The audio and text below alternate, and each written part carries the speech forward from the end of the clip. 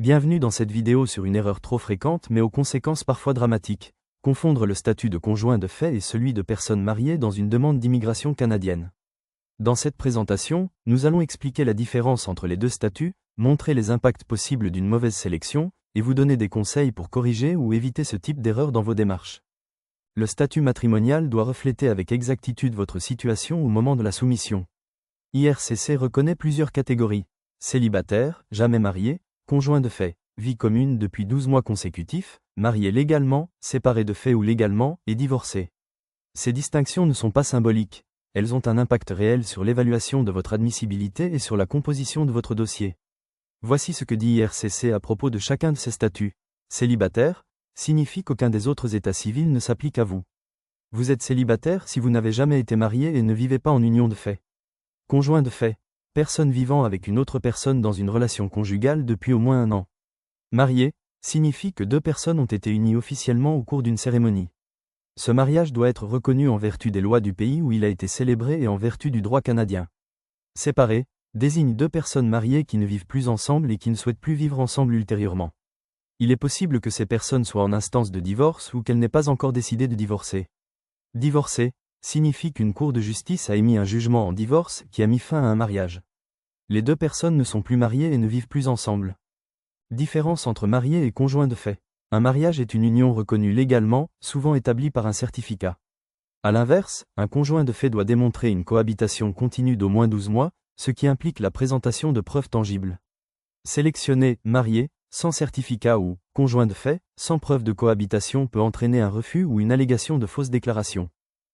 Exemple d'erreur fréquente. Beaucoup de candidats pensent que leur mariage traditionnel ou religieux suffit à justifier le statut de marié, ce qui n'est pas reconnu s'il n'existe pas d'enregistrement civil.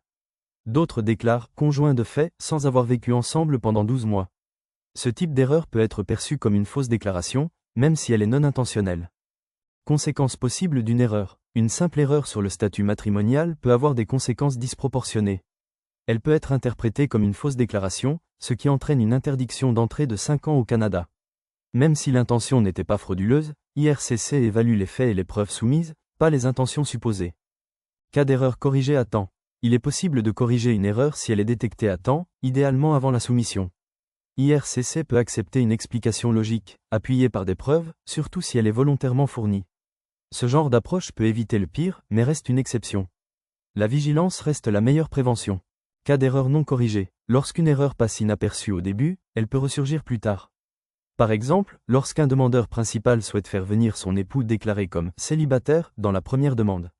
L'incohérence soulève des soupçons et peut compromettre la crédibilité de l'ensemble du dossier. Documents pour prouver le statut. Les documents exigés varient selon le statut.